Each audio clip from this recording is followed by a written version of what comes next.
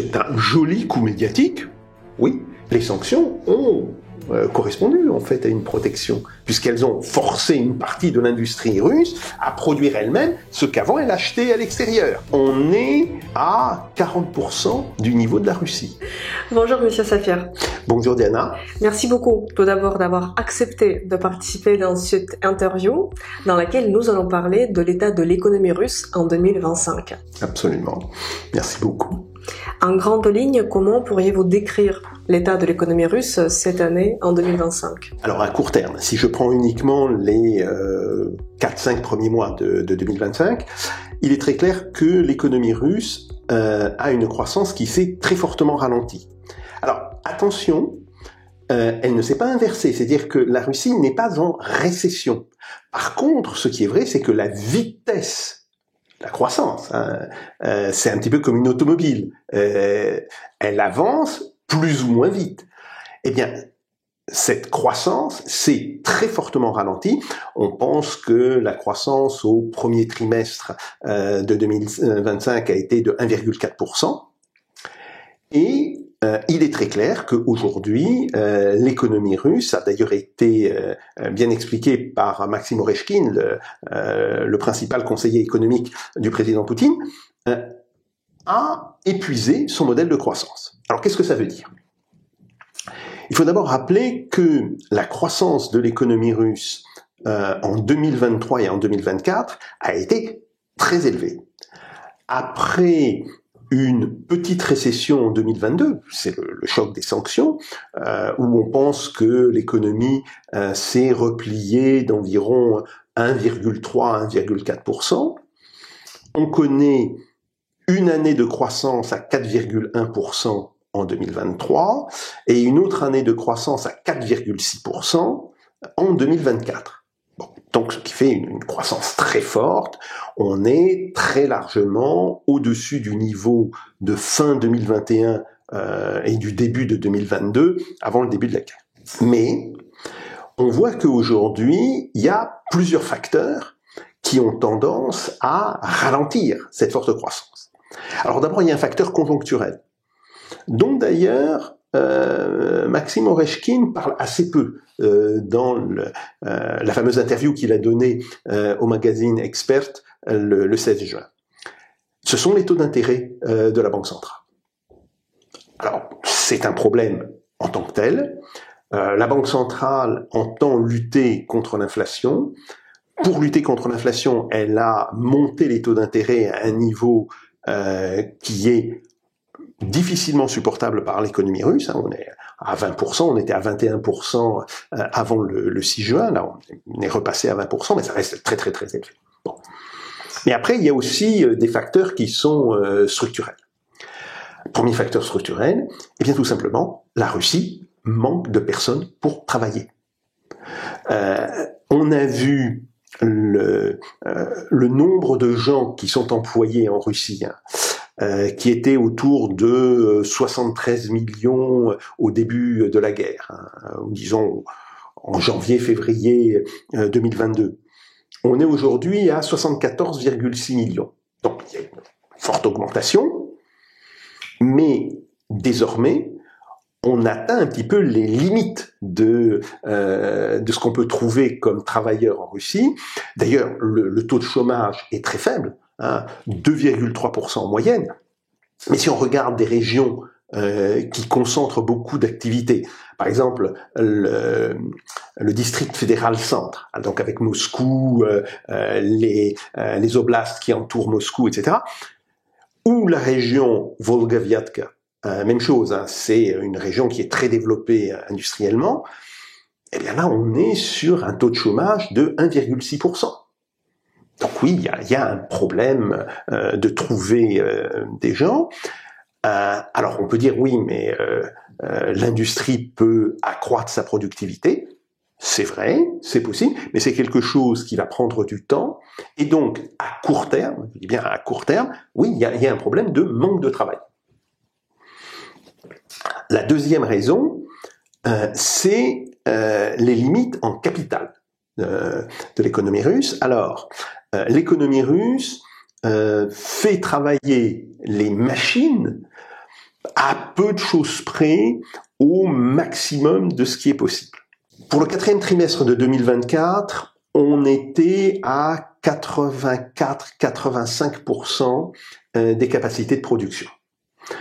Alors il faut savoir que il y a toujours une partie des capacités de production qui ne travaillent pas, soit parce qu'elles sont entretenues, bon, là elles sont arrêtées, hein, les machines sont arrêtées, soit parce qu'il s'agit de vieilles machines qui sont toujours comptabilisées, mais qui n'ont pas vraiment d'intérêt à être utilisées. Et donc on considère en économie qu'un niveau d'utilisation des capacités de production à 84-85%, c'est très très très très élevé. Bon. Alors on est un petit peu redescendu pour le premier trimestre de 2025, puisqu'on est aujourd'hui à 81,5-82%, en sachant d'ailleurs que les premiers mois de l'année, janvier, février et un petit peu le début de mars, c'est très souvent les moments dans lesquels les entreprises font l'entretien d'une partie de leur équipement, hein, qui a été très utilisé à la fin de l'année. On sait que les mois de grande production, c'est octobre, novembre, décembre. Bon, et donc en janvier, février, les machines ont besoin d'entretien, ont besoin de réparation. Et malgré tout, ça reste très élevé. Pour donner une base de comparaison, la France, alors on n'est pas en bon état économique, ça tout le monde le sait.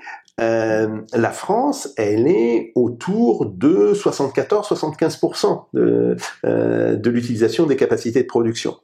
L'Allemagne, même chose, c'est 75-76%. Donc, la Russie continue de bien aller, en termes de capacité de production, mais on voit bien ici que il n'y a pas assez d'équipements de production, donc il faut investir. Alors, la chose qui est, je dirais, plus rassurante, c'est que l'investissement reste très élevé. On a eu un taux d'investissement de 8,7% au premier trimestre de cette année. Certes, c'est un petit peu moins que l'année dernière. On était sur des taux d'investissement, en particulier au premier semestre, qui étaient plutôt de l'ordre de 11 à 12%, mais ça reste là aussi très élevé. Et là encore, si on compare avec la France, avec l'Allemagne, avec l'Italie, on est face à des pays où l'investissement recule, où il diminue. Donc, mais et beaucoup de mes collègues russes tiennent ce discours et disent que effectivement, pour la Russie, pour les besoins de la Russie, plus de 8% d'investissement, ce qui serait acclamé dans tout autre pays comme étant un très très très bon résultat, là c'est pas suffisant. Bon. Et c'est là où on retrouve la question du taux d'intérêt, parce que le problème du taux d'intérêt, c'est qu'évidemment il rend l'investissement plus cher, puisque une entreprise ne va pas payer au comptant, payer cash ses machines.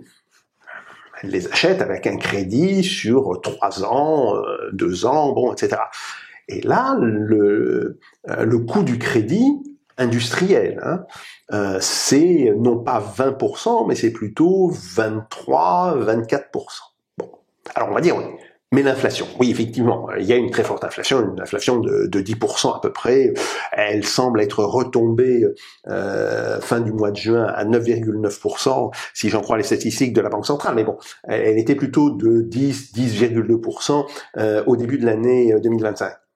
Oui, ça veut dire que le taux d'intérêt réel, il se situait à pratiquement 11%. Et donc, une entreprise payée en taux réel, c'est-à-dire le taux nominal moins l'inflation, elle payait 13 à 14% en réalité. Alors oui, c'est un véritable problème, et aujourd'hui, il va falloir le résoudre à la fois en baissant le taux d'intérêt. Bon, le fait que l'un des responsables de la Banque centrale ait dit que l'économie russe était en train d'être étouffée par le niveau des taux d'intérêt, c'est un signe plutôt favorable, c'est-à-dire que enfin à la Banque centrale on s'est rendu compte qu'on était allé un peu trop loin. Mais il faut surtout peut-être commencer à réfléchir pour se dire, est-ce qu'il faut que le taux d'intérêt soit le même pour l'ensemble des activités? Par exemple, c'est le même taux d'intérêt, enfin, ce qu'on appelle le taux directeur, qui sert pour déterminer le coût du crédit à la consommation et le coût du crédit à l'investissement. Est-ce bien raisonnable? Par exemple, on peut dire effectivement, les ménages russes ont eu tendance à surconsommer en 2024, tout simplement parce qu'ils gagnaient très bien leur vie. D'ailleurs, on le voit, les statistiques de pauvreté sont historiquement parmi les plus basses de la Russie. Le nombre de personnes qui vivent sous le taux de pauvreté est tombé sous les 8 millions donc à la fin de 2024. Bien. Les salaires réels ont très fortement augmenté. Salaire réel, je le reprécise, c'est le salaire en incluant le taux d'inflation. Le salaire nominal est encore beaucoup plus haut, mais donc on avait des salaires réels qui étaient de l'ordre de 7 à 8%. Oui, c'est des augmentations extrêmement fortes. Bien. Alors, que l'on cherche à freiner un petit peu cette espèce de grand boom de la consommation, ça peut se comprendre. Bon. Mais il faut savoir aussi que si on freine la consommation, on limite les débouchés pour les industries de consommation en Russie. Donc, ce n'est pas non plus quelque chose d'aussi simple et d'aussi évident que cela. Mais par ailleurs, reste le problème de l'investissement. Est-ce qu'il est normal, est-ce qu'il est sain qu'une entreprise qui veut investir parce qu'elle a un marché, parce qu'elle est sur un secteur qui se développe, et on pense en particulier au secteur où on est en train de faire de la substitution aux importations, qu'elle ait à payer des taux d'intérêt de 13 à 14% en termes réels si elle veut acheter des machines. Donc, ça pose une question, comment permettons aux entreprises de payer des taux d'intérêt plus faibles? La solution qui est pour l'instant privilégiée par le gouvernement, c'est de dire, voilà, c'est le gouvernement qui va subventionner des taux d'intérêt. Alors, techniquement, on parle de taux d'intérêt bonifiés, bon, ça, quelque chose qu'on a d'ailleurs beaucoup utilisé en France dans les années 50 et dans les années 60. Le problème, c'est que ça coûte cher. Ça veut dire que le gouvernement, il prend à sa charge une partie des taux d'intérêt. Donc, par exemple, il va dire à une entreprise, le taux d'intérêt réel est autour de 13%, nous, on va en prendre 7%, vous ne paierez que 6%. Bon, oui, mais quand même, c'est l'État qui va payer ces 7%. Et l'autre solution, ça serait de diversifier les taux d'intérêt, de dire, voilà, on a un taux directeur qui ne s'adresse qu'aux activités de consommation, et on dit aux banques, pour tous les prêts pour investissement que vous ferez, nous sommes prêts à refinancer la banque à des taux qui ne seront pas les mêmes, qui ne seront pas les mêmes que les taux d'intérêt pour la consommation. Parce que c'est le taux auquel la banque se refinance qui détermine le taux auquel elle fait du crédit.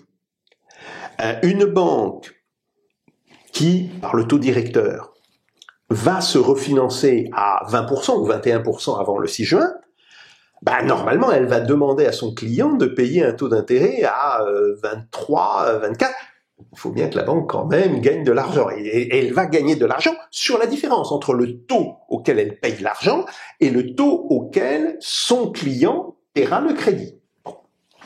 Donc, si on dit, pour toutes les activités d'investissement, la banque pourra se refinancer sur le marché monétaire ou auprès de la Banque centrale à un taux de l'ordre de 12-13%, pour le laisser quand même un petit peu au-dessus du taux d'inflation, ça veut dire que la banque pourrait prêter à 15 ou 16% et pas à 22-23% aux entreprises. Bon. Alors, pour l'instant, la Banque centrale ne suit pas cette politique, mais je suis persuadé que, en fait, quant à la politique des taux, il va falloir que la Banque centrale de Russie commence à regarder comment ont fonctionné les systèmes de crédit en France ou en Italie dans les années 50 et dans les années 60. Et effectivement, dans les années 60 et même jusqu'aux années 70, même jusqu'à la fin des années 70, vous aviez différents types de taux en fonction des différents types de crédits. Vous aviez un taux qui était déterminé sur la consommation, d'ailleurs, avec, à l'intérieur de ce taux, un taux particulier pour le logement, puisque à l'époque, fin des années 50, début des années 60, la France avait un sérieux problème de logement, et c'est pour ça qu'on avait baissé le taux de manière à permettre aux ménages d'acheter leur logement. Et il y avait un taux différent pour les activités industrielles, qui d'ailleurs n'était pas le même, suivant qu'on regardait certaines activités que le gouvernement voulait pousser, et d'autres activités qui semblaient moins importantes, moins prioritaires au gouvernement. Et donc c'est pour ça que je pense que la politique de la Banque centrale, qui est une politique de taux unique, n'est aujourd'hui pas adaptée, et il faut admettre que la Russie pourrait être dans une meilleure situation avec une politique de taux dits administrés, comme j'ai dit. Néanmoins, globalement, on voit que même si le rythme de croissance de l'activité a ralenti, mais là encore, je précise, dire que ce rythme de croissance a ralenti ne veut pas dire que l'activité elle-même est ralentie. C'est sa croissance, autrement dit, sa vitesse qui a ralenti. Eh bien, l'économie russe reste une économie extrêmement dynamique. Et en particulier dans l'industrie.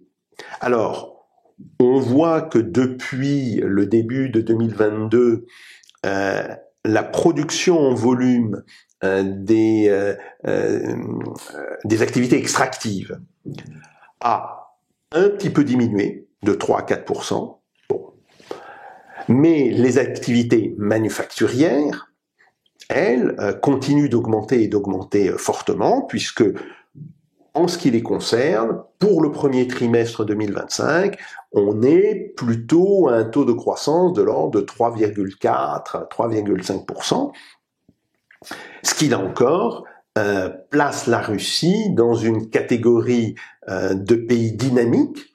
Je rappelle que en France, en Allemagne, en réalité, l'activité industrielle régresse. On est avec des chiffres de moins 0,5. Alors en Allemagne, c'est malheureusement encore plus important, c'est moins 2, moins 3%. Bon, donc voilà, il y a cette outil. Alors une question qu'on peut se poser, c'est et si c'était dû aux activités militaires? Bon. Eh oui, c'est la question qu'on est immédiatement amené à se poser. Alors c'est évident que les industries de défense, que l'on peut deviner dans les statistiques, puisqu'elles ne sont pas identifiées comme telles dans les statistiques, ces activités de défense progressent fortement. Alors par exemple, l'industrie électronique et le matériel numérique, etc., le taux de croissance doit être de 17%. Bon. Je ne dis pas que toute la production de l'industrie électronique soit militaire, mais c'est clair qu'il y a une partie de cette production qui est militaire. Bon. Mais il y a des productions que l'on identifie immédiatement comme des productions civiles, par exemple la production de meubles, qui augmente elle aussi. Les activités, alors dans les applications de la métallurgie, techniquement c'est ce qu'on appelle les profilés de métaux, bon, qui est une activité qui est majoritairement civile, même s'il peut y avoir une petite partie de la production qui va vers l'armée, mais c'est majoritairement civil, elle continue d'augmenter fortement.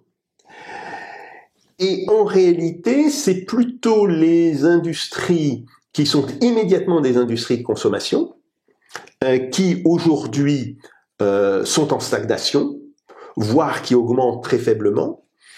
Par exemple, l'industrie automobile. Alors l'industrie automobile, elle avait fortement augmenté à la fin de 2024. Elle avait connu, elle était arrivée à des niveaux de l'ordre de 100 000 véhicules par mois, c'est-à-dire à peu près 1,2 million de véhicules par an, ce qui est supérieur à ce que produisait la Russie avant le début de la guerre en Ukraine. Donc voilà, il y avait quelque chose d'extrêmement important. Aujourd'hui, parce qu'une voiture, on l'achète pas content, on l'achète à crédit, c'est retombé un petit peu. La production est retombée de l'ordre de 70 000 véhicules par mois. Ça reste quand même important. Ça reste d'ailleurs très supérieur au niveau que l'on avait à la fin du printemps et au début de l'été 2022, parce que l'industrie automobile a été l'industrie qui a été la plus touchée par les sanctions, quand les grands constructeurs européens se sont retirés de Russie. Bon, donc le fait que l'industrie automobile, même dans cette période où la consommation est pénalisée par des taux d'intérêt très élevés, arrive à maintenir un niveau de production qui soit très très supérieur, et 3 fois supérieur à ce qu'il était au mois de juin ou au mois de juillet 2022, c'est un très bon signe. Mais là, on voit très clairement qu'il y a un problème qui est lié au taux d'intérêt. Et puis, il y a un dernier problème, c'est le problème de la concurrence chinoise. Alors, la Chine et l'industrie chinoise est évidemment très présente en Russie. Bon, c'est d'ailleurs tout à fait normal. La Chine, c'est un pays voisin, c'est considéré comme un pays ennemi, c'est un pays dont l'industrie est évidemment extrêmement puissante, mais là, il y a un problème qui est à la fois lié, je dirais, à la compétitivité intrinsèque de l'économie chinoise, et le fait que l'économie chinoise travaille sur des volumes de production qui sont très supérieurs aux volumes de production russe. Par exemple, j'ai dit, on était au mieux autour de 100 000 véhicules produits par mois en Russie. C'est grosso modo le chiffre que l'on a pour novembre 2024. Bon, la Chine, elle produit dans la même période pratiquement 1 million de véhicules. Bien. Or, le coût unitaire d'un véhicule décroît avec le volume avec lequel on produit. Autrement dit, plus vous produisez, plus bas est votre coût unitaire. Donc ça, premier problème pour la Russie, qu'elle compense en réalité par des droits de douane qui ne disent pas leur nom, comme par exemple la fameuse taxe au recyclage des véhicules qui est rentrée en action au 1er janvier de 2025 et qui vise, c'est tout à fait évident, les véhicules chinois. Donc ça, c'est le premier problème. Et puis il y a un deuxième problème, c'est le taux de change. Le rouble s'est très fortement apprécié depuis la fin du mois de novembre dernier. Il s'est apprécié d'environ 25%. Alors, ça dépend par rapport à quelle monnaie on le compare. Il s'est un petit peu moins apprécié, il doit être autour de 21-22% par rapport à l'euro. Il s'est beaucoup apprécié par rapport au dollar. Et il s'est apprécié entre les deux par rapport au yuan. En sachant que une grosse partie du commerce en Russie est désormais libellée en yuan, et la partie qui est libellée dans les monnaies occidentales représente à peu près 30% du chiffre d'affaires du commerce, le reste étant soit libellé directement en rouble, soit libellé en yuan. Bon. Là, ça pose un vrai problème. Et ce d'autant plus que si maintenant on calcule non pas le taux de change nominal, mais en termes de taux de change réel, c'est-à-dire en comparant comment le taux de change a évolué par rapport à l'évolution de l'inflation dans les deux pays concernés. Par exemple, de l'inflation pour le taux de change réel du yuan, c'est l'inflation entre la Chine et la Russie. pour le taux de change réel du dollar, c'est l'inflation entre les États-Unis et la Russie, et pour le taux de change réel par rapport à l'euro, ça sera entre une inflation moyenne dans la zone euro et l'inflation en Russie. Bon. Eh bien, on se rend compte que le rouble est à peu près à 10% au-dessus de sa valeur par rapport à février 2022. Et ça pose un vrai problème. Quand vous avez une monnaie qui est tellement surévaluée, là, très clairement, le rouble est surévalué fortement en matière de taux de change réel, eh bien oui, ça vous pose un problème de compétitivité. Et là encore, alors, on est à peu près à 78 roubles pour $1 aujourd'hui. Beaucoup de calculs qui sont faits d'ailleurs par des collègues russes, y compris par la Banque centrale, et des calculs qu'on a refaits en France dans mon équipe, montrent que il vaudrait mieux que l'on soit autour de 100 roubles pour $1. Même chose par rapport au yuan. On est actuellement autour de 109 roubles pour 10 yuan, ou si on préfère 10,9 roubles pour un yuan. Et même chose, il faudrait être plutôt autour de 130 roubles pour 10 yuan. Bon. Donc ça pose là aussi un vrai problème en matière de politique économique, de politique des taux. Donc pour conclure, je dirais, la Russie a à court terme des problèmes économiques qui sont largement le produit de la politique des taux d'intérêt de la Banque centrale et du problème du taux de change, oui, et qui peuvent expliquer en partie le ralentissement de la croissance, le fait que l'économie russe avance moins vite qu'elle n'avançait auparavant, mais fondamentalement, le vrai problème, c'est le manque de main-d'œuvre. Et donc, je le dis comme tel, c'est un problème qu'on a connu en France vers 1964-1965. Ça va poser la question de l'immigration à terme. Et le problème du renouvellement du capital productif et de l'expansion du capital productif, autrement dit, la question de l'investissement. Et en réalité, il y a d'ailleurs un débat qui aujourd'hui se développe au sein des économistes russes sur cette question. Ce sont les deux problèmes de moyen et de long terme les plus importants que la Russie a à résoudre. Merci beaucoup, Monsieur Sapir. J'aimerais que vous fassiez une petite précision pour nos spectateurs. Vous avez dit que le rouble, comme le rouble fort, c'est moins bénéfique pour la Russie. C'est parce que la Russie maintenant, elle reçoit moins de roubles quand elle vend, par exemple, ses hydrocarbures à l'étranger. Non, elle en reçoit plus. Si vous voulez, le rouble s'est redressé quand le commerce extérieur russe a commencé à accroître son solde positif. Il a toujours été en solde positif, si vous voulez. Bon, en précisant bien que le solde des biens, ce qu'on appelle la balance commerciale biens, a toujours été fortement positive. La balance commerciale service, elle, est négative. Et donc, la balance commerciale globale, c'est évidemment l'addition des deux. Mais malgré tout, elle reste assez fortement positive. Il y a grosso modo un excédent global de l'ordre de 10 à 14 milliards de dollars par trimestre. Bon, je rappelle que la France a un solde commercial très très largement négatif. Et puis effectivement, il y a les investissements que l'on fait en Russie,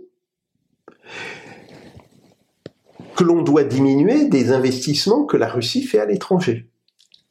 Et ça, c'est quelque chose que l'on a parfois du mal à saisir, c'est le fait que la balance financière fonctionne à l'inverse de la balance commerciale. Quand vous exportez des capitaux, ça diminue votre balance financière, alors que quand vous exportez des biens, c'est bénéfique pour votre balance commerciale.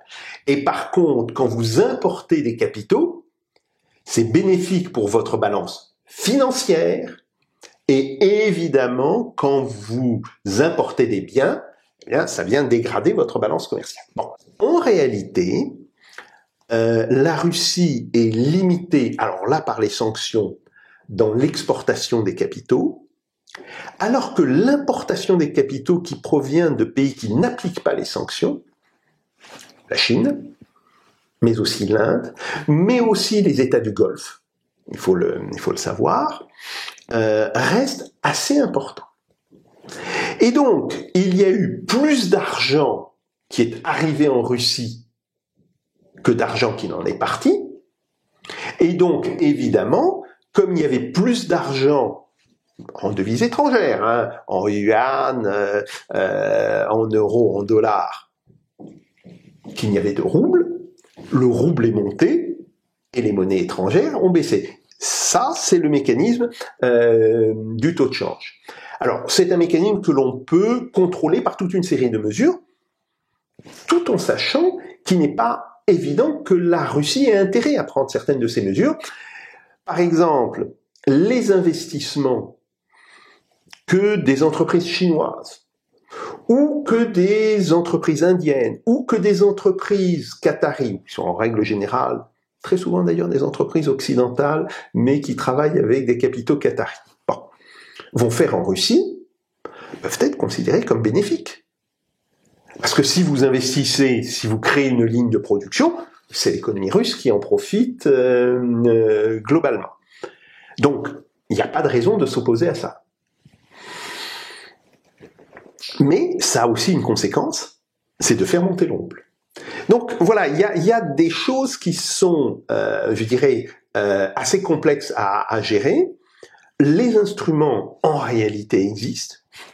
Il suffit, si vous voulez, si j'avais devant moi un des directeurs de la Banque centrale de Russie, je disais, mais pourquoi vous ne regardez pas quelle était la politique monétaire et la politique par rapport aux capitaux que la France menait dans les années 60 et dans les années 70, vous trouveriez beaucoup de solutions à vos problèmes actuels. Bon. Mais pour l'instant, la politique monétaire de la Banque centrale reste, à mon avis, beaucoup trop focalisée sur un taux unique, qui est le taux directeur, et de ce point de vue-là, elle n'est pas peut-être suffisamment sophistiquée pour tenir compte de la situation actuelle. Jacques Sapir, vous avez évoqué certains exemples de la gestion économique que la Russie pourrait suivre sur le modèle français, notamment la gestion des taux d'intérêt, de différents taux d'intérêt qu'on applique à différents crédits. Quels seraient, à votre avis, les exemples de réussite de l'économie russe que la France, à son tour, pourrait suivre? La principale réussite, c'est la réindustrialisation. Depuis 2022, le poids de l'industrie dans le PIB a augmenté d'environ 1,2 points. Alors on va dire, c'est pas énorme, 1,2 points, bon. Mais on avait un poids de l'industrie qui était globalement autour de 24,5% du PIB. Aujourd'hui, enfin disons en 2024, puisqu'on n'a pas encore les chiffres évidemment pour 2025. Bon. En 2024, on devrait être autour de 25,8%. Alors ce qui représente en réalité 1% du total, ou 1,5% du total, c'est 7 à 8% si on regarde uniquement la partie industrie. Ce qui veut dire que la part de l'industrie a augmenté dans une économie qui a continué d'augmenter. Donc c'est un petit peu une augmentation au carré. Bon. Et là oui, c'est évident. En réalité, l'économie française aujourd'hui continue de se désindustrialiser. On est passé à un pourcentage de l'activité industrielle qui est sous les 10% du PIB. Autrement dit, on est à 40% du niveau de la Russie. Ah oui. Donc ça serait plutôt sur cette réindustrialisation que mes anciens collègues du ministère des Finances ou du ministère de l'Industrie devrait regarder, et surtout regarder par quels moyens la Russie s'est développée. Et on voit bien qu'elle s'est développée industriellement à travers, d'une part, des formes de protection. Alors, je ne dis pas que ces formes de protection étaient toutes voulues. Les sanctions ont correspondu en fait à une protection, puisqu'elles ont forcé une partie de l'industrie russe à produire elle-même ce qu'avant elle achetait à l'extérieur. Ne serait-ce que les meubles que vous avez... Voilà, tout à fait. Et là, on voit bien l'impact. Bon, une politique du crédit de la part du gouvernement, et cette politique de subvention pour les taux d'intérêt, elle a bien fonctionné. Et puis, il y a une politique d'innovation. Par exemple, lors du forum de Saint-Pétersbourg, l'ADA, Avtovaz, a présenté des nouveaux modèles. Et ces nouveaux modèles sont en rupture technologique par rapport au modèle que l'ADA, qu'Avtovaz produisait il y a un an. Donc, on voit bien que l'industrie russe, elle continue constamment d'innover. Et c'est ça aussi l'une des raisons. Dans toute politique industrielle, il ne faut pas simplement viser un objectif en quantité. Il faut avoir des objectifs en quantité, c'est évident, mais c'est pas que ces objectifs-là qui sont importants. Il faut avoir des objectifs aussi en qualité et en montée en gamme de la qualité. Et donc ça, c'est un point très positif.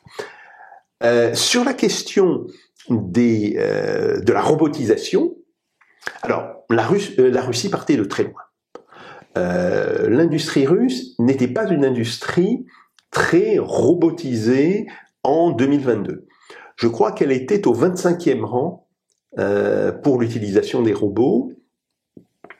Les 3 pays où l'utilisation des robots est la plus importante, c'est la Chine, la Corée du Sud et le Japon. Et la France doit pas être loin parce que, en fait, une partie de l'industrie française est très robotisée. Bon. Et là, il est très clair que la Russie, elle en a les capacités, a besoin de robotiser une partie de sa production. Alors, ne serait-ce que pour augmenter la productivité du travail, problème des travailleurs qui manquent, bon, et qu'elle en a tout à fait les capacités. Le problème, c'est la robotisation, ça coûte de l'argent dans l'immédiat. Et oui, quand on achète une machine, des robots de production, ça coûte plus cher que d'acheter des machines classiques de production. Bon. Et donc, on revient à cette question de l'investissement. Il faut absolument que le gouvernement et la Banque centrale élaborent une stratégie cohérente qui permette aux entreprises russes de maintenir un niveau d'investissement extrêmement élevé pour les 4-5 années qui viennent. Et en ce qui concerne ces robots, est-ce que la Russie les construit, les produit elle-même ou elle les achète davantage à la Chine? Alors, elle fait les deux. Elle fait les deux, mais là encore, c'est un problème d'investissement. Si vous voulez, il y a des producteurs de robots et qui produisent des robots de très bonne qualité en Russie. Le problème, c'est qu'ils disent nous n'avons pas un marché suffisant parce que leurs robots coûtent cher. Bon. Et donc, si on veut que se développe une véritable industrie de la robotique en Russie, il faudra une aide de l'État. Il faudra que l'État prenne en charge une partie du coût des robots. Alors, pas de manière pérenne, c'est pas une politique qui doit se maintenir sur 10 ans ou sur 15 ans, mais il faut le faire pendant une période intermédiaire de 5-6 ans, simplement pour que la production de robots augmente et que les volumes de production augmentant, les prix commencent à baisser. Et on revient toujours à cette idée qui est une idée très importante en économie industrielle. En réalité, c'est le volume de production qui détermine le prix. Quand vous produisez à peu d'exemplaires, vous produisez très cher. Quand vous produisez en grande série, vous produisez beaucoup moins cher. Et ça, c'est encore une règle qui n'est pas globalement comprise, y compris par des économistes, qui ne voient pas en quoi le volume de production est important pour à la fois des problèmes de coût, mais aussi des problèmes de qualité. En fait, la qualité dépend du volume. Et c'est assez contre-intuitif. On pense très souvent que non, quand on produit en petite quantité, on va pouvoir mieux regarder la qualité. Mais en réalité, les méthodes de construction en grande série sont des méthodes qui, intrinsèquement, permettent de faire des gains de qualité importants. Et c'est pour ça qu'on constate que plus une industrie produit en grande quantité, plus son niveau de qualité interne monte. Un pays qui était aussi fortement touché par les sanctions, c'est l'Iran. Et les Russes, ils ont notamment beaucoup suivi l'exemple d'Iran, comment il a su contourner les sanctions et poursuivre son existence après une dizaine d'années de vie sous ces sanctions. À votre avis, la crise actuelle en Iran, quel impact elle pourrait avoir sur l'économie russe? Pas énorme, parce que, alors bien sûr, l'Iran est un client de la Russie, et la Russie est un client de l'Iran, mais les volumes de commerce restent assez faibles. Alors, par rapport, je dirais, à l'économie iranienne, qui est beaucoup moins développée que l'économie russe, ce sont des volumes qui sont assez importants. Mais globalement, pour la Russie, l'Iran n'est pas un partenaire, je dirais, aussi stratégique que peut l'être la Chine. Ben oui, c'est évident. Maintenant, il y a une grosse partie du commerce qui est fait avec la Chine, mais même l'Inde, la Malaisie aussi, sont des clients qui sont à la limite plus importants que l'Iran. Alors bien sûr, l'Iran avait un ou deux produits phares, les drones en particulier, mais ces drones que l'on dit iraniens, ils sont désormais produits en Russie depuis 18 mois. L'Iran a cédé une licence à la Russie, et la Russie a fait progresser par ailleurs la qualité technologique de ces drones. Bon, non, globalement, en fait, l'Iran, politiquement peut être important pour la Russie, mais commercialement n'est pas un des pays clés pour la Russie. Jacques Sapir, à votre avis, quelle est la différence entre un ménage moyen russe et français, si on compare leur vie, si on parle des gens simples et pas des grands problèmes économiques, parce que ce qui constitue un pays, ce sont ces gens-là qui vivent. Comment vit un ménage simple russe et un ménage moyen français? Alors, première question, c'est où vivent ces ménages? Parce qu'un ménage moyen russe... On ne prendra pas Moscou, on va pas prendre Moscou. Voilà, voilà. Si et on ne prendra pas Paris. On va prendre pas un village, mais une ville moyenne. Prenons par exemple un ménage moyen qui vit dans une ville comme Toulouse, etc., et un ménage moyen russe qui vit à Nijni Novgorod, etc. Au Yaroslav. Voilà, tout à fait. Alors, le ménage français, y compris en utilisant la parité de pouvoir d'achat, reste plus riche. Il reste plus riche d'environ 30 à 35%. Bien. En sachant que ce ménage français, il était 2 fois plus riche il y a 15 ans. Donc, la différence, vraiment, est en train de diminuer. Après, le ménage russe, d'une certaine manière, s'il est propriétaire de son appartement, paye moins que le ménage français. Et en particulier, et même s'il veut acheter son appartement, alors là encore, on met de côté Moscou, les prix de l'immobilier à Moscou sont absolument terrifiants, en particulier dans le centre et dans l'hypercentre. Bon, ça, d'accord. Les prix sont plus abordables en province, ce qui est d'ailleurs la même chose en France, puisque les prix à Paris sont aussi excessivement élevés. Bon. Mais néanmoins, le ménage russe aura moins à payer pour l'entretien de son logement, etc. Il aura un peu plus à payer pour ses produits manufacturés. C'est-à-dire que si on reprend en parité de pouvoir d'achat, acheter une voiture, acheter un frigo, lui coûtera plus cher en réalité qu'un ménage français.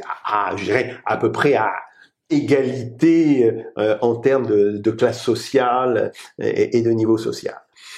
La nourriture, surtout hors de Moscou, sera moins chère. Après, il y a un autre problème. Le système social français est plus développé que le système social russe. Bon. Ce qui veut dire que le ménage russe est obligé de prévoir une épargne en cas de problème de santé plus importante que l'épargne que devrait prévoir un ménage français. Donc voilà, on est sur des différences de consommation de cet ordre. Et même chose aussi, par exemple, pour l'accès aux études. L'accès aux études en France reste d'ailleurs, dans l'ensemble des pays de l'OCDE, un des accès aux études les plus bon marché, en réalité. Bon. La Russie se situe au niveau moyen-haut par rapport à la moyenne de l'OCDE. Bon. Mais il n'y a pas de différence catastrophique de ce point de vue-là. Après, ce qui est vrai, c'est que, on a parlé de la Russie occidentale. Si on regarde, par exemple, entre Vladivostok et Nijni, il peut y avoir des différences considérables.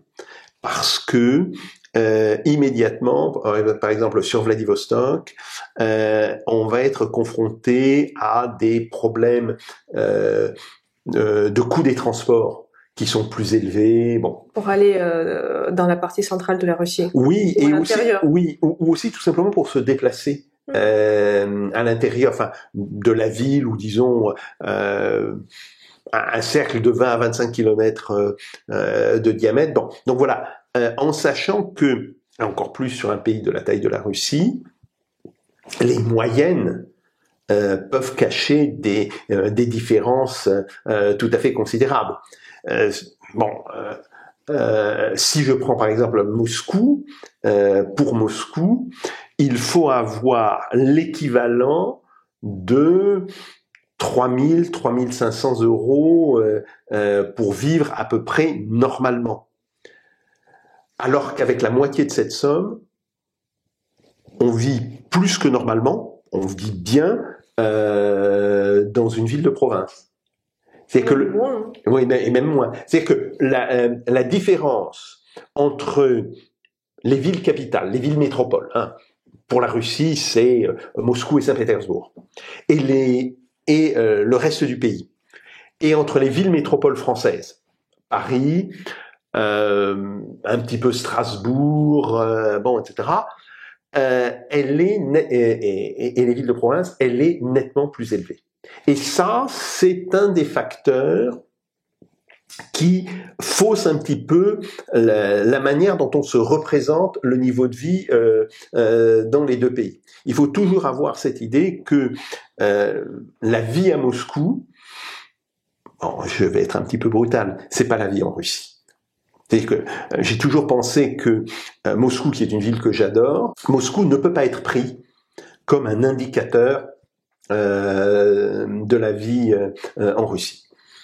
Et d'une certaine manière aussi Saint-Pétersbourg.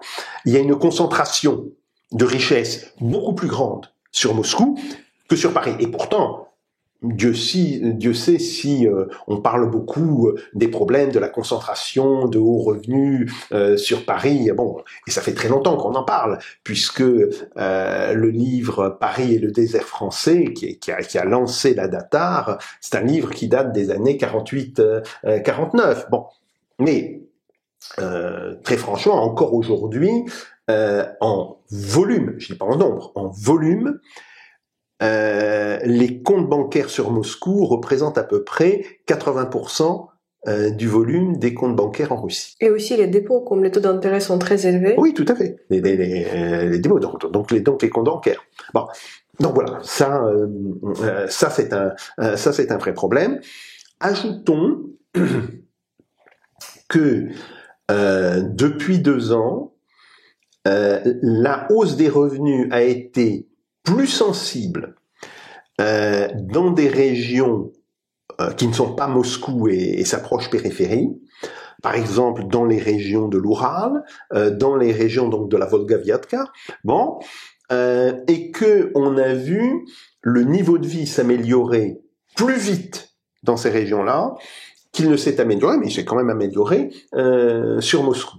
Donc, si on reprend cette question de la géographie économique de la Russie, elle connaît aujourd'hui une tendance à l'égalisation entre la partie centre, et essentiellement Moscou et Saint-Pétersbourg, et le reste de la Russie, mais on part d'écarts qui étaient très élevés, si vous voulez, et donc il faudra encore que cette tendance à l'égalisation se poursuive pendant de nombreuses années pour que l'on arrive à un niveau qui serait à peu près comparable au niveau de la France.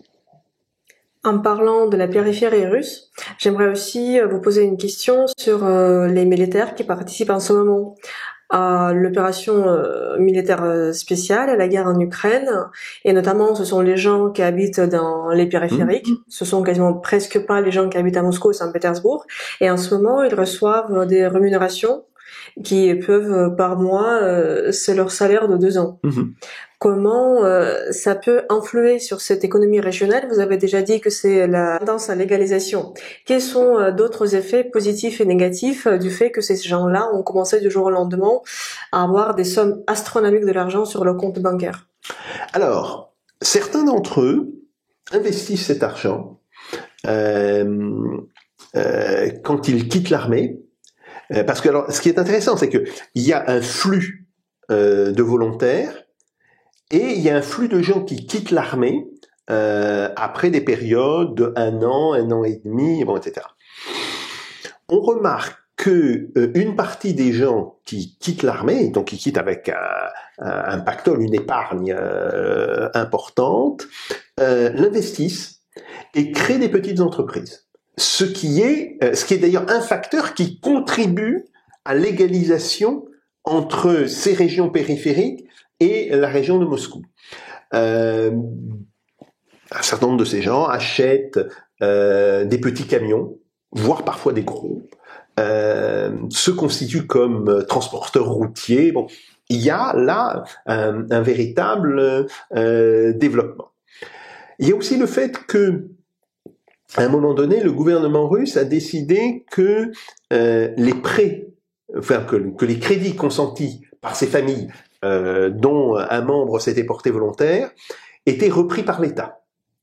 Et ça a vraiment créé une situation qui a beaucoup pesé dans cette tendance à l'égalisation entre des régions périphériques et des régions plus développées comme Moscou. Donc ça c'est très positif. Après, alors bon, il y a évidemment des gens qui vont gaspiller tout cet argent. Ça existe partout. Mais le problème qui va se poser, c'est quand cette guerre ou cette opération spéciale va finir, parce qu'elle va finir. Et on peut penser que d'ici 6 mois, 1 an au maximum, on arrivera à une paix. Bon. Et donc, ces aides vont disparaître. Comment les gens vont-ils s'ajuster à cette situation? Ça, c'est une question qui est réelle. Je constate que le gouvernement russe, en tous les cas, dit s'en occuper. Bon, on n'a pas encore de résultats concrets, mais en tous les cas, il y a une véritable compréhension du problème que ça pose. Et donc oui, d'une certaine manière, si vous voulez, autant les gens qui vivent à Moscou, à Saint-Pétersbourg, eux disent on voudrait que la guerre s'arrête tout de suite.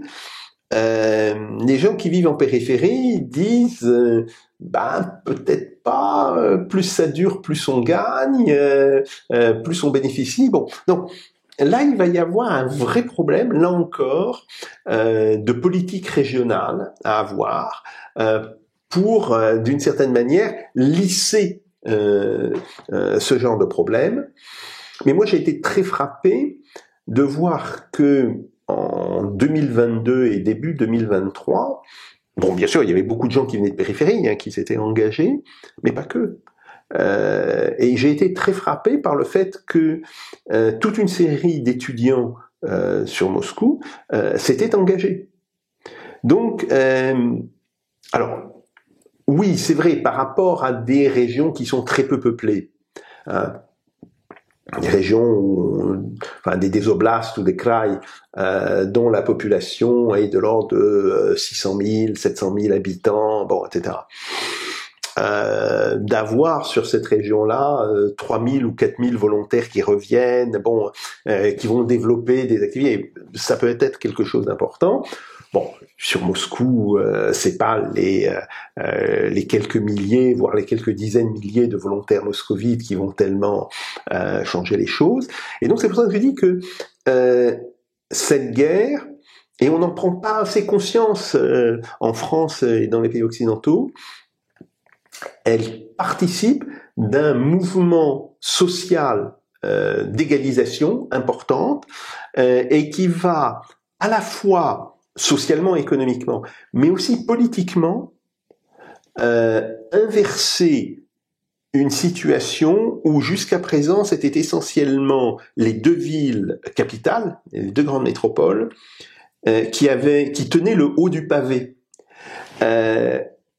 Les décisions du gouvernement de favoriser l'émergence d'une nouvelle élite sur la base de ces anciens combattants va, si vous voulez, mathématiquement, provoquer l'arrivée de gens qui viennent plutôt de la périphérie, dans les organes de pouvoir. Et si ces gens sont formés, et le gouvernement a mis en place un programme de formation, après, est-ce qu'il sera suivi et tout, bon, ça c'est une autre chose, mais si ces gens sont formés, ils apporteront avec eux une vision différente de la Russie que celle que pouvaient avoir des élites trop moscovites ou trop pétersbourgeoises. Et ça aussi, c'est un problème, et c'est pas un problème, c'est une tendance générale qui est importante, que la Russie commence à se dire qu'elle n'est pas simplement deux villes et un désert autour, mais qu'elle est en réalité un réseau d'activités et que les gens qui viennent de la partie orientale de la Russie aient plus de pouvoir et en tous les cas plus de visibilité dans les organes de pouvoir, à mon avis, ça ne peut être que positif. Merci beaucoup, Jacques Sapir. L'autre question, c'est que en Russie, enfin, en 2025, la Russie a adopté une échelle progressive d'imposition. Parce qu'avant, même en France, la Russie était connue comme un pays avec des impôts très bas. Oui. Maintenant, ça va changer, surtout pour les grosses fortunes. Du coup, en 2025, la Russie augmente le taux d'imposition avec une échelle progressive. Et aussi, en 2025, elle va drastiquement augmenter le taux de ЖКХ, c'est les жилищно коммунальные услуги, les paiements pour les appartements que payent les propriétaires. Est-ce que ça signifie que l'État russe est à court d'argent? Non, ça signifie tout simplement que l'État russe a compris qu'il devait se doter d'un système fiscal moderne. Alors, jusqu'à ces dernières années, Le système fiscal russe reposait, non pas complètement, mais largement, sur les impôts les taxes aux exportations. Grosso modo, ce que payaient les compagnies pétrolières et Gazprom et les compagnies gazières, et sur les impôts collectés sur les entreprises. Et là, le gouvernement russe a compris que ce système n'était pas un système sain. Bon, ça avait permis à la Russie de stabiliser son budget, d'avoir un budget en excédent, c'est vrai, mais globalement ce n'était pas ça et qu'il fallait adopter un système d'impôt progressif. Bon, alors je rappelle que au début il y avait un taux unique pour l'impôt sur le revenu, mais que l'impôt sur le revenu, il est en fait récent. Il n'y avait pas d'impôt sur le revenu dans la période soviétique. Et que, d'une certaine manière, le taux unique était une manière de faire accepter dans les mentalités l'impôt sur le revenu. Qui était de 13%. Il était de 13%, absolument. Pour les salariés. Tout à fait, tout à fait. Alors, il était un peu plus élevé pour les expatriés, enfin pour les étrangers travaillant en Russie. De 30%. Voilà. Je précise comme ça pour que nos spectateurs aient une idée. Tout à fait. Et par exemple, quand j'ai travaillé comme enseignant pour l'université de Moscou, j'ai payé effectivement 30% d'impôts dessus. Bon, alors on a ça, et fondamentalement cette modernisation du système fiscal qui va permettre de diminuer le poids qui pesait sur les entreprises. Elle est bienvenue. Mais elle correspond à une logique qui est en fait très ancienne. C'est toujours à l'occasion de guerre que le système fiscal s'est modernisé. En France, c'est pendant la guerre de 14-18 que l'impôt sur le revenu a été introduit. Et après, il a connu la carrière que l'on connaît. Vertigineuse. Voilà. Bon. Donc, il faut savoir ça. C'est en réalité, les périodes de conflit sont toujours des périodes qui obligent l'État à rationaliser et à moderniser son système fiscal. Et par ailleurs, que le système fiscal russe devienne plus égalitaire, que l'on introduise, je crois qu'il prévoit d'introduire 3 catégories pour l'impôt sur le revenu, au lieu d'une seule, c'est un progrès. Après, peut-être qu'on passera à un système à 4 tranches, à 5 tranches, comme en France, mais ça, c'est un progrès, et c'est un progrès important si, dans le même temps, on en profite pour diminuer les impôts indirects, par exemple l'équivalent de la TVA, etc. Donc, globalement, tout ceci va dans le sens d'une rationalisation et d'une modernisation de l'appareil fiscal. C'est pas des mesures qui vont arriver en 1 ou 2 ans, c'est quoi, ça va s'étaler sur plusieurs années, peut-être une dizaine ou une quinzaine d'années, mais c'est ce qui va permettre à la Russie d'avoir enfin le système fiscal qui correspond à un grand pays développé, et aujourd'hui c'est pas le cas. C'est que aujourd'hui le système fiscal russe, il reste, alors il n'est plus l'ancien système soviétique, ça c'est clair. Il a des aspects modernes, mais il a aussi des aspects très archaïques. Et il va évoluer vers une modernisation. Et de fait, il va évoluer du fait du conflit en Ukraine. Et comme vous l'avez dit précédemment, la Russie manque drastiquement de main-d'œuvre. Oui. Parce qu'en Russie, il y a une grosse crise démographique. On le précise pour nos spectateurs, c'est pas à cause de la guerre en Ukraine, c'est pas parce que les gens sont morts. Non, c'est parce que en 90, il y avait pas suffisamment de naissances. C'est juste une petite précision. Oui. Alors, et Vladimir Poutine, il a proposé une mesure qui est le visa idéologique, qui permet notamment aux Français et aux Européens de venir en Russie s'installer et travailler. Est-ce que cette mesure-là, c'est juste un coût médiatique ou ça peut vraiment compenser le manque de main-d'œuvre surtout qualifiée? Non, je pense que c'est un coup médiatique. Alors, c'est un joli coup médiatique, oui, mais je ne pense pas que c'est ça qui va décider. Alors, d'abord, il faut dire une chose. Oui, la Russie a un taux de fécondité qui est faible, mais qui reste supérieur à celui des pays ex-soviétiques. C'est-à-dire que la Russie est le pays qui va le moins mal au sein des pays de l'ex-Union soviétique. Donc ça, il faut en avoir conscience. Deuxième point, il va y avoir des mesures qui sont prises, et on le sait, ce sont les allocations familiales, mais il y a une autre mesure qui est essentielle pour maintenir le taux de fécondité, ce sont les crèches et les jardins d'enfants. Et ça, pour le coup, là, la Russie n'a pas encore les infrastructures nécessaires, et il faut vraiment que la Russie se décide à dépenser de l'argent pour créer des crèches, et des crèches qui soient disponibles, pas éloignées soit du lieu de travail, soit du lieu de vie des personnes. C'est quelque chose qui est absolument essentiel si on veut faire remonter le taux de fécondité.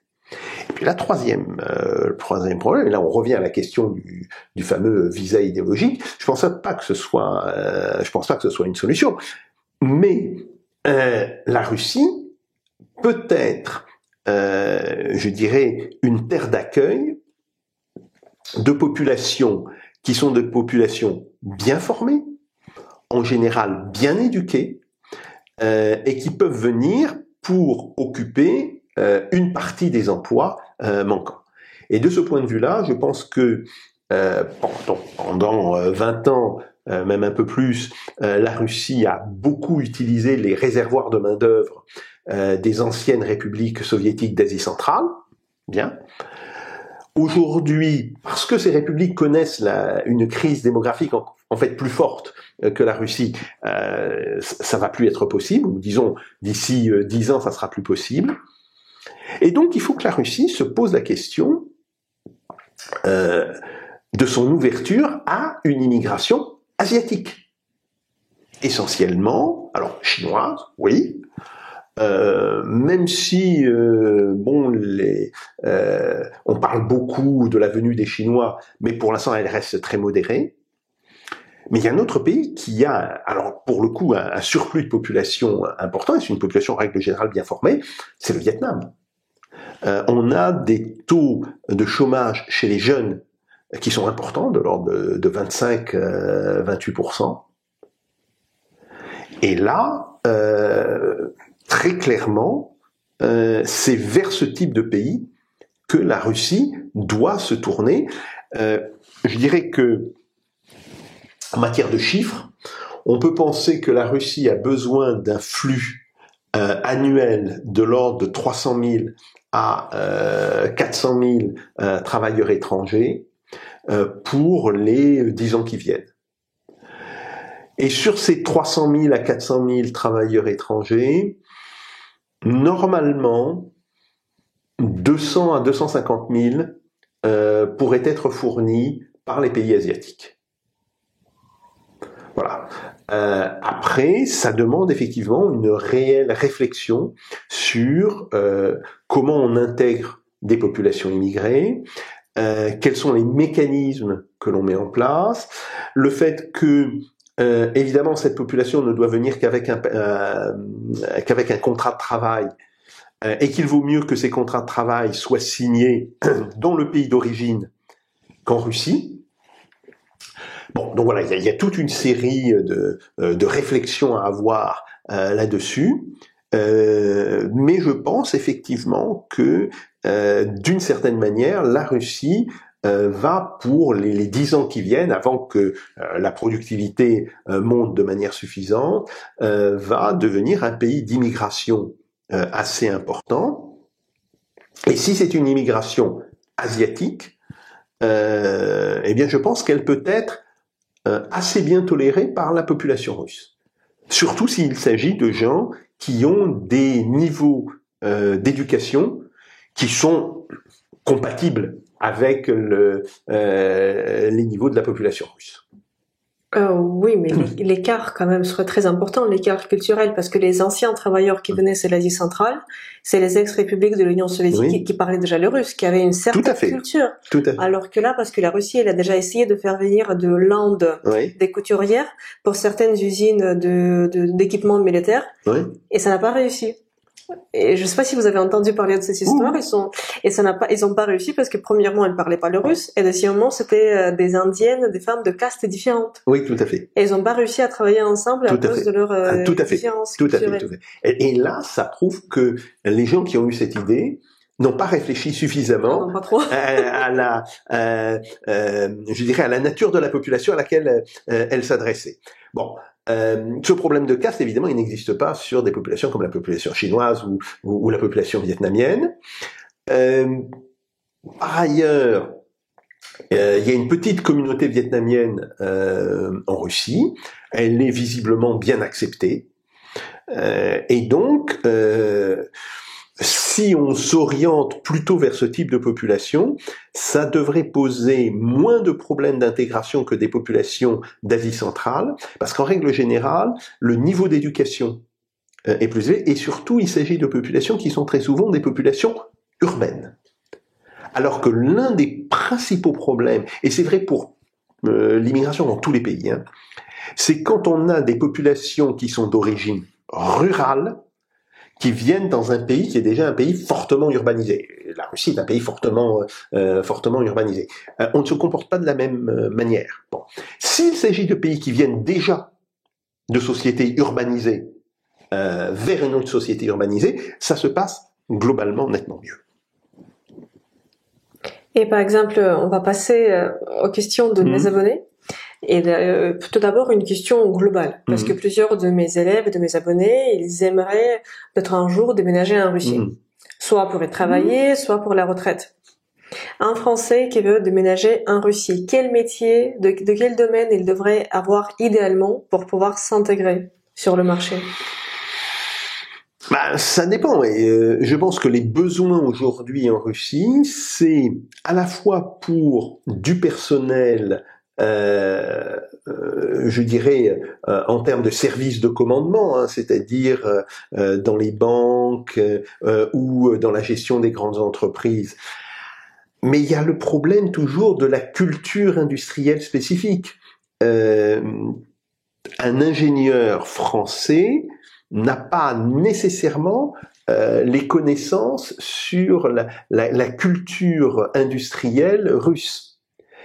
C'est d'ailleurs un des problèmes qui s'était posé quand Renault s'était installé en Russie. Vous savez que Renault avait fait venir à peu près 500 expatriés en Russie, et il avait fallu leur faire 1 an et demi de cours pour qu'ils comprennent, enfin pour les mettre au niveau de la culture industrielle russe. Je sais, j'y ai participé. J'ai participé. C'est plutôt sur les mœurs, sur la façon de se comporter. Ou non, c'est vraiment sur la manière dont fonctionne une usine en Russie, et ça fonctionne pas exactement de la même manière qu'en France. Bon. Il y a des différences positives, il y a des différences négatives. Et il faut en avoir conscience. Bon, ça c'est un premier problème.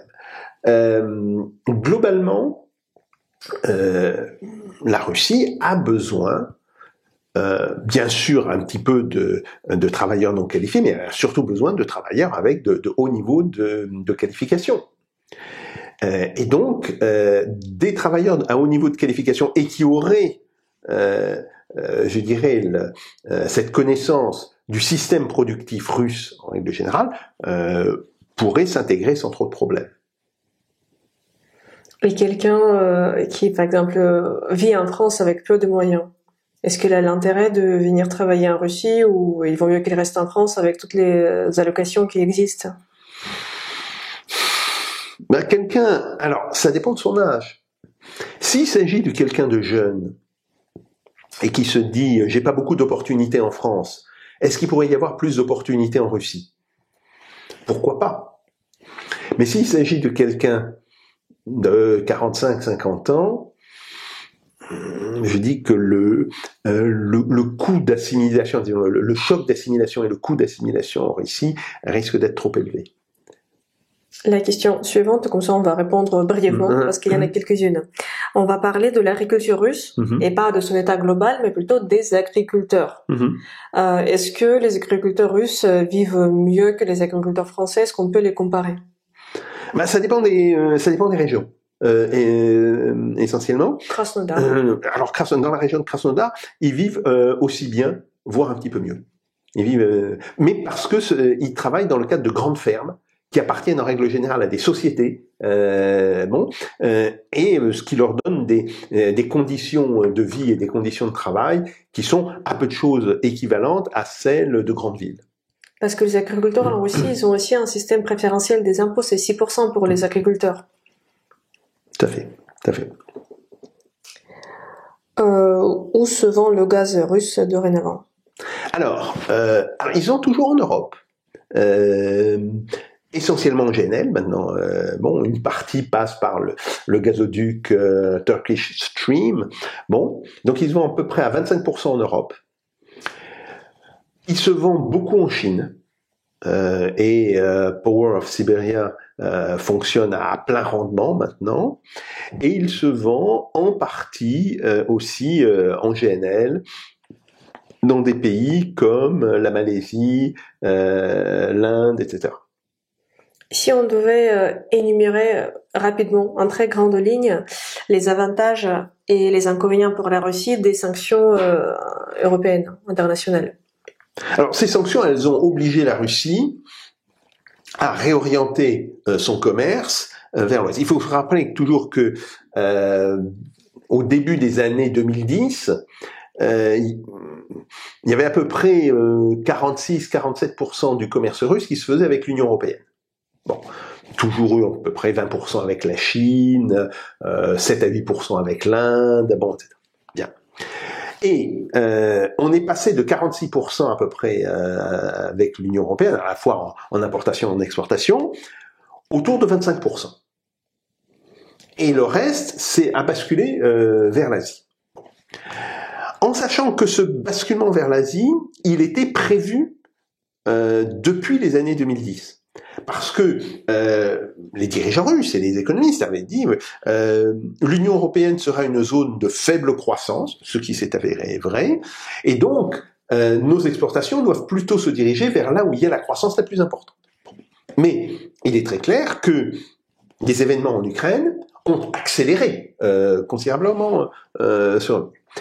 Donc aujourd'hui, les exportations russes, c'est un petit peu l'Europe, ça continue malgré tout, et en particulier pour le gaz, pour le gaz et le pétrole, l'Europe, l'Union européenne n'a pas réussi à se rendre indépendante du gaz et du pétrole russe. Elle le paye plus cher, et voilà. L'Asie, le Moyen-Orient, l'Afrique, et les deux Amériques. Amérique latine et puis l'Amérique du Nord, ça reste quand même très faible. Donald Trump a parlé des merveilleuses possibilités du commerce russo-américain. Le commerce russo-américain avant 2010, ça représentait 4,6%. Oui, c'est pas négligeable, mais on est très loin des niveaux de commerce avec l'Union européenne, avec la Chine, etc. Donc en réalité, je pense pas qu'il y ait de grandes possibilités de développement vers les Amériques, mais ça sera plutôt vers l'Asie au sens large, et puis le Moyen-Orient et l'Afrique. La question suivante. Un retour au commerce entre la France et la Russie est-il envisageable du côté russe? Et l'autre partie de la question, quelles enseignes françaises sont toujours présentées en Russie?